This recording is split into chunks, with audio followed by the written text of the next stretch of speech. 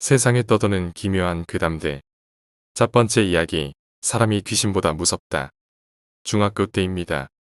질풍노도의 시기, 방황의 시기였던 것 같습니다. 그때 당시 PC방이 생긴 지 얼마 안 되고 한창 채팅이라는 게 유행했을 때입니다. 지금처럼 채팅이 저질스럽지 않았던 때였죠. 그 당시 중학교 친구들이랑 채팅으로 여자애들 만나기도 하고 그랬었습니다. 하지만 전 부끄러워서 말도 제대로 못하고 그랬었죠. 진짜로. 그 당시 중학교 친구 중에 한 명이 채팅을 하다 우연히 한 여자애를 만난 적이 있습니다. 한 달 정도 만났던 것 같은데 문제는 그 친구가 그 여자애 때문에 자살하기 직전까지 갔었다는 것입니다. 그 친구가 그 여자애를 너무 좋아해서 그랬을까요? 아닙니다. 그 친구는 그 여자애를 미친 듯이 무서워했습니다. 처음에 만났을 때만 해도 여자애가 긴 생머리에 눈도 크고 얼굴도 작고 해서 친구는 그 여자애가 마음에 들었었나 봅니다. 그 여자애들 지금부터 제이양이라고 하겠습니다. 사귄 것까지는 모르겠지만 거의 사귄다고 해도 상관없을 정도로 서로 알콩달콩 연애 비슷한 걸 했었습니다. 그때는 부러우면 지는 거라는 말이 없었기 때문에 저도 예의상 부러워해줬습니다. 하지만 사건이 있었습니다. 그 친구는 자신의 만인의 연인이라는 망상 속에 살던 전형적인 남자라 다른 친구들 따라서 다른 여자애들을 만나러 나간 겁니다. 그리고 친구 빗기에 남겨진 다른 여자의 음성을 제이양이 들어버렸습니다. 그 후 둘은 심하게 싸우고 헤어졌습니다. 당사자가 아니라 뭐라고 싸웠는지는 모르겠지만 제이양이 마지막에 돌아서면서 친구한테 죽여버리겠다고 말했다는 것만 알고 있었습니다. 친구는 그 말을 크게 신경 쓰지 않았습니다. 그리고부터 시작됐습니다. 2달 정도 후 비가 오는 날, 친구는 학교 끝나고 저희들과도 헤어져서 집으로 돌아오는 길이었습니다. 친구 아파트까지 가는 길이 조금 한적해서 사람들이 별로 안 다니는데 그날따라 하얀 우의를 입은 여자가 자신의 뒤를 따라왔었답니다.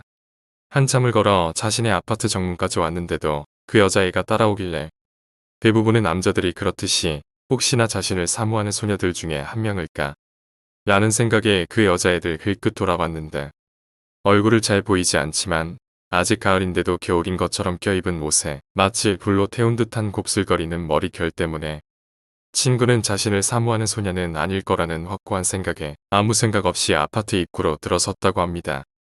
엘리베이터 버튼을 누르고 기다리는데 사람이 아무도 없어서 약간 무서운 마음에 힐끗 뒤를 돌아봤는데 다행히 하얀 의에 입은 여자는 안 보여서 안심하고 있었답니다.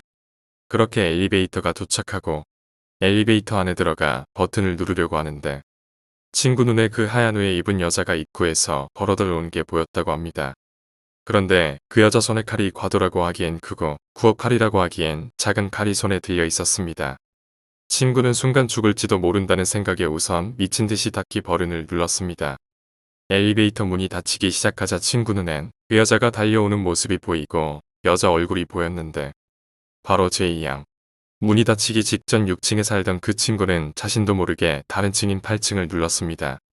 왜냐하면 제이양하고 자기 집 근처까진 온 적밖에 없어서 제이양이 정확한 친구 주소를 모르고 있었기 때문이었습니다.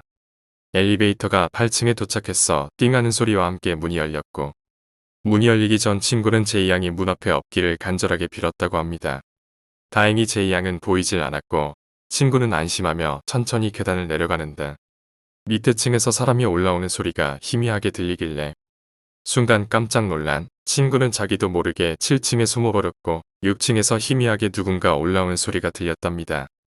분명 신발 소리는 아니지만 희미하게 발소리가 들렸고 친구는 살짝 계단을 봤는데 그 하얀 의에 입은 제이양이 한 손에는 신발을 한 손에는 칼을 들고 맨발로 계단을 살금살금 올라가고 있었다고 합니다. 친구는 제이양이 올라가고 한참 후 발소리 안 나게 자신도 신발을 벗고 안 움직이는 다리를 죽을 힘들다해 이끌고 집으로 들어왔다고 합니다. 더군다나 그날은 친구 외할머니 건강이 나빠지셔서 친구 부모님이 외할머니 댁으로 내려가신 첫날이었습니다. 그리고 다음날 우리는 그 친구한테 이 이야기를 듣고 처음에는 안 믿었습니다. 하지만 정색하면서 그 친구가 말하자 거짓말은 아닌 것 같았고 혹시나 해서 우리가 그 친구한테 제이양한테 몹쓸 짓 한 거 아니냐고 물어봤더니 그 친구는 제이양 손가락 하나 건들지도 않았고 했습니다. 목보도 한 번 못했었는데 자기한테 왜 그러는지 모르겠다며 억울해 했었습니다. 우리는 그 당시 너무 어렸기 때문에 심각하게 받아들이지는 않고 다시 찾아오면 바로 경찰에 신고하라고 말했는데 그날 제이양은 다시 그 친구를 찾아왔습니다.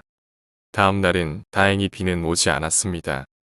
친구는 집에 가는 중간중간 혹시나 제이양이 자기를 따라오고 있지는 않을까 뒤를 힐끗힐끗 바라보며 걸었지만 다행히 제이양은 보이질 않았습니다.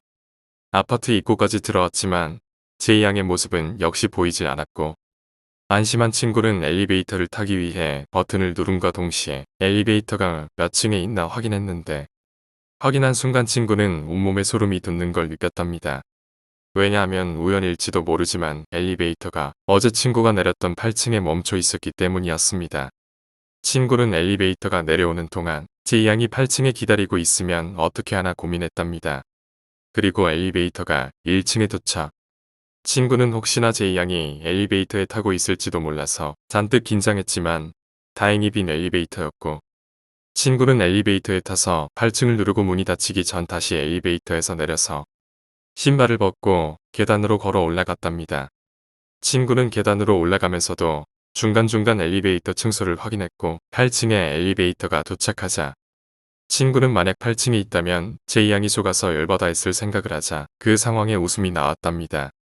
엘리베이터가 8층에 도착했을 당시 친구는 4층까지 올라가 있었고 4층에 숨어서 열받았을 제이양을 고소해하며 숨죽여 웃다가 다시 올라가기 위해 계단으로 나가려는 순간 불에 탄 듯 곱슬거리는 머리결에 여자 뒷모습이 보였답니다.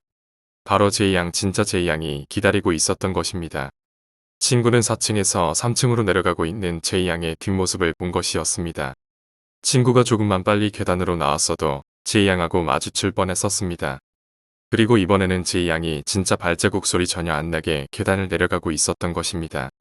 여전히 한 손엔 칼을 들고 제이양이 내려간 걸 확인한 후 친구는 집으로 들어가 꼼꼼히 문단속을 하고 바로 경찰에 신고했답니다. 전 여자친구가 칼 들고 자기를 죽이려고 한다고 한 30분 정도 후에 경찰 2명이 찾아왔답니다. 친구도 제이양의 집이 어딘지는 모르기 때문에 경찰들은 제이양의 인상착의랑 제이양이 다니는 학교를 물어보고 가버렸는데 나중에 알게 된 거지만 친구가 경찰한테 알려준 제이양이 다닌다던 엑스웨어 중엔 제이양 이름의 학생은 없었다고 합니다. 그리고 그 다음날 경찰에 신고도 했고 저녁에 부모님도 오신다고 해서 약간은 안심하고 학교 후 집으로 향하던 친구는 아파트에 도착하자 혹시 하는 마음에 관리실에 가서 평소 알던 관리실 아저씨한테 혹시 머리 곱슬곱슬하고 눈 동그란 여자애 못 보셨냐고 물어보니 그 관리실 아저씨께서 하시는 말이 한 달 전에 이 아파트 이사 왔다고 제이양이 떡을 가져다 준 적이 있다고 하시는 거였습니다. 가을철이라 이사가 많았기 때문에 이사 온 집 중에 한 집이겠거니 생각하셨는데 그 후로 며칠마다 음식 같은 거 가지고 관리실 찾아와서 그것 때문에 관리실 아저씨는 제이양이랑 친해졌다고 했습니다. 며칠 전에는 제이양이랑 관리실 아저씨랑 수다 떨고 있는데 멀리서 친구가 지나가자 제이양이 아저씨한테 저 친구 맘에 드는데 어디 사냐고 물어봤어. 관리실 아저씨는 제이양이 그냥 친구를 좋아하는 줄만 알고 친구가 600몇 호에 사는지 알려줬다는 것입니다. 이미 제이양은 친구가 어디 사는지 알고 있었다는 것이었습니다. 친구는 아저씨한테 제이양에 대해 사실대로 말해주고 경찰에 신고도 했으니 제이양을 보면 경찰에 신고해달라고 부탁했고 그 후로 며칠 동안 제이양의 모습은 보이길 않았습니다. 그리고 다시 가을비가 내리던 날 제이양이 다시 친구를 찾아왔습니다. 친구는 경찰에 신고도 했고 관리실 아저씨한테도 말해놓고 부모님한테도 말해놓은 상태였습니다. 그리고 며칠간 제이양이 보이지 않아서 친구는 다신 자기 앞에 제이양이 안 나타날 줄 알고 안심하고 있었습니다. 그날은 비가 내렸다고 합니다. 가을비라 약간은 싸늘한 날씨였는데 주말이라 부모님은 모임에 나가시고 친구 혼자 집을 보고 있었답니다. 부모님이 나가시고 1시간도 안 지나서 갑자기 초인종이 울렸답니다. 친구는 집에 올 사람이 없는데 누구지? 라고 생각하며 무심결에 인터폰 화면을 봤는데 화면 속에서 제이양이 친구를 노려보고 있었습니다. 마치 주위에서 계속 지켜봤다는 듯이 부모님이 나가시자 찾아온 것이었습니다. 친구는 순간 무서웠지만 시간이 지나자 오히려 화가 나기 시작했고 그래서 인터폰 수화기를 들어 그동안 쌓여있던 울분을 토해내며 제이양을 향해 욕설을 퍼붓기 시작했다고 합니다. 욕을 해도 화면 속 제이양은 표정 하나 안 변하고 여전히 노려보고 있었답니다. 마치 귀가 안 들리는 것처럼. 역하다 지친 친구가 도대체 자기한테 왜 그러냐고 울듯이 말하자 제이 양은 딱 한마디 하고 계단으로 내려가 버렸다고 합니다. 이번이 마지막 기회였는데 이제 더 이상은 없어라고. 제이 양이 화면에서 사라진 후에도 친구는 제이 양이 찾아왔다고 다시 경찰에 신고할 생각도 못하고 한동안 정신을 못 차렸답니다. 그 후로 다시 며칠간 제이 양은 나타나지 않았지만 친구는 제이 양이 어디선가 자신을 지켜보고 있다는 생각 때문에 잠도 제대로 못 자고 밥도 제대로 못 먹고 항상 주위를 살피며 사람들 없으면 엘리베이터는 타지도 못하고 집까지 항상 계단으로 걸어 올라갔다고 합니다. 그것도 발소리 안 나게 신발 벗고. 그러던 그날 친구 집 아파트 라인이 엘리베이터 점검 때문에 옥상이 개방돼서 고층 사는 사람들은 옆 라인 엘리베이터를 타고 옥상으로 올라가 옥상을 통해 자기 집 라인으로 갈 수 있던 날이었습니다. 계속 계단을 걸어서 다니던 친구였기 때문에 그날 엘리베이터 점검하는 건 신경도 안 썼습니다. 평소처럼 신발 벗고 계단을 올라가려던 친구는 문득 옆 라인 엘리베이터를 통해 옥상으로 올라갔다 내려오는 게 좋겠다는 생각이 들었답니다.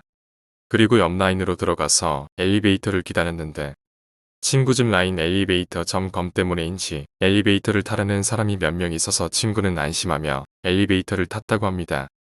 중간에 내리시는 분들도 계셨지만 다행히 2명의 아주머니께서 친구랑 같이 옥상으로 가기 위해 꼭대기 층인 15층까지 올라갔었다고 합니다. 그리고 엘리베이터가 15층에 도착해 문이 열리는 순간 친구는 심장이 멈추는 줄 알았답니다. 제이 양이 엘리베이터 문 앞에서 친구가 거기로 올 줄 알고 기다리고 있었던 거였습니다. 친구는 긴장하면 아주머니들과 함께 엘리베이터에서 내렸고 제이 양은 친구 옆에 아주머니 분들이 있었기 때문에 친구만 노려보며 가만히 서 있다가 아주머니 분들께서 제이 양을 이상하다는 듯이 바라보자 엘리베이터를 타고 내려가 버렸습니다. 순간 친구는 제이 양이 엘리베이터를 타고 다시 올라간 것만 같은 생각에 아주머니 분들 사이에 껴서 친구 집 라인으로 들어서서 계단으로 내려갔는데 아주머니들은 고층에 사셔서 중간에 다들 집으로 들어가 버리셨답니다. 아주머니 분들이 집으로 들어가시자 친구는 제이 양이 뒤쫓아 올 것만 같은 불안한 마음에 손살같이 계단을 뛰어내려가기 시작했고 11층, 10층, 9층, 8층, 그리고 7층에서 6층으로 내려가려는 도중 친구는 다리를 멈출 수밖에 없었습니다. 6층, 친구의 집 앞에서 제이 양이 친구를 바라보며 웃으며 두 손을 뒷짐지고 있었기 때문에 친구는 제이 양 손에 뭐가 들려있는지 볼 수는 없었습니다. 제이 양이 한 걸음 내딛자 친구는 본능적으로 자기가 내려온 계단을 다시 미친 듯이 뛰어 올라가기 시작했답니다. 그렇게 쉬지도 않고 정신없이 옥상까지 올라간 친구는 자기 집 라인 쪽으로 내려가도 제이 양이 있을 것 같고 옆쪽 라인으로 내려가도 제이 양이 기다리고 있을 것만 같은 생각에 어느 쪽으로든 내려가지 못했습니다. 온몸이 땀으로 젖은 상태에서 옥상에서 불어오는 가을바람 때문인지는 몰라도 이빨이 딱딱거릴 정도로 몸이 떨렸다고 합니다. 그리고 문득 자신이 곧 죽을 것 같다는 생각까지 들었고 제이 양 손에 죽느니 차라리 자기 스스로 목숨을 끊어야겠다는 생각에 옥상 난간으로 다가갔답니다. 죽어야겠다는 생각을 하니까 마음이 그렇게 편할 수가 없었다고 합니다. 그렇게 옥상 난간에 올라가려는 순간 귀에서 발자국 소리가 들리더랍니다. 친구는 제이 양인 줄 알고 천천히 뒤를 돌아봤는데 발자국 소리의 주인공은 제이 양이 아닌 관리실 아저씨였습니다. 관리실 아저씨는 친구한테 위험하니 난간에서 내려오라고 타이르며 친구가 자살하는 것을 막아두셨습니다.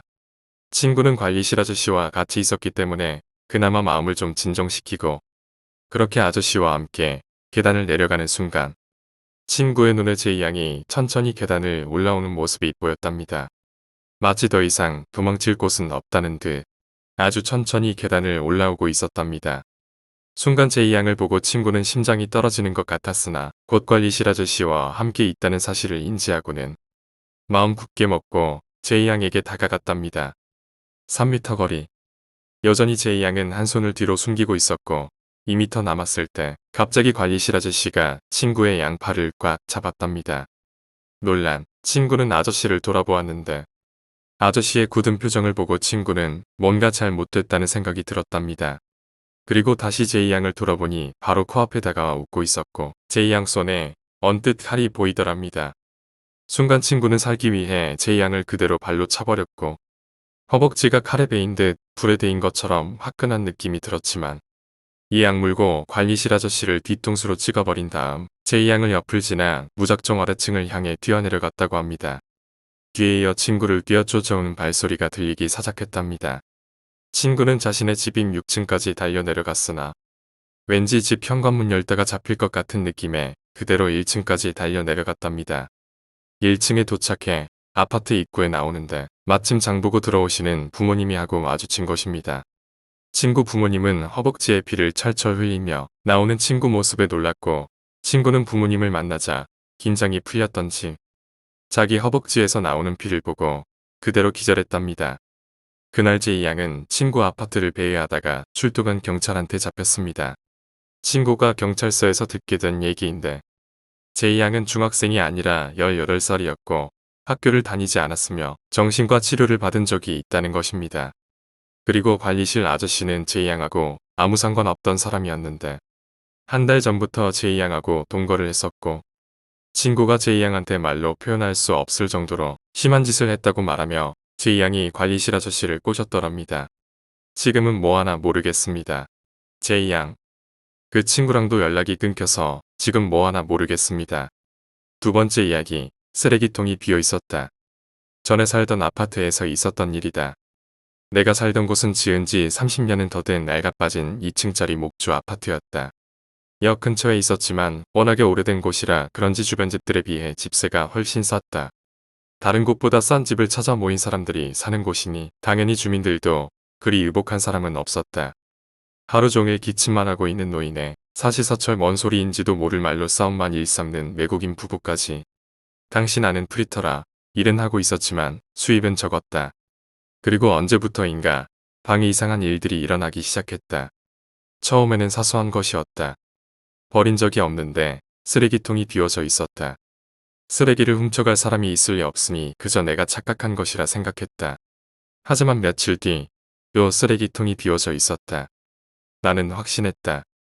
누군가가 쓰레기를 훔쳐가고 있는 것이라고. 하지만 왜 쓰레기를? 결국 나는 고작 쓰레기 따위야 마음대로 하라고 생각하며 신경 쓰지 않기로 했다. 하지만 이상한 일은 계속 일어났다. 이번에는 몇 장 없는 팬티 중 하나가 사라진 것이었다. 고인 세탁소에 들러 세탁물을 가지고 왔는데 어제 입었던 놈이 사라져 있었다. 그 팬티는 며칠 뒤 방 안에서 발견됐다. 왠지 이상했다. 부엌에 쌓아둔 설거지 거리가 다 정리되어 있기도 했다. 물론 내가 한 적은 없는데 어느 날 집에 돌아오니 옷장 안에서 소리가 난 것 같은 기분이 들었다. 옷장을 열었지만 당연히 안에는 아무도 없다. 며칠 더 지나 감기 때문에 아르바이트를 조퇴하고 평소보다 좀 빨리 집에 왔다. 현관을 열자 그 녀석이 있었다.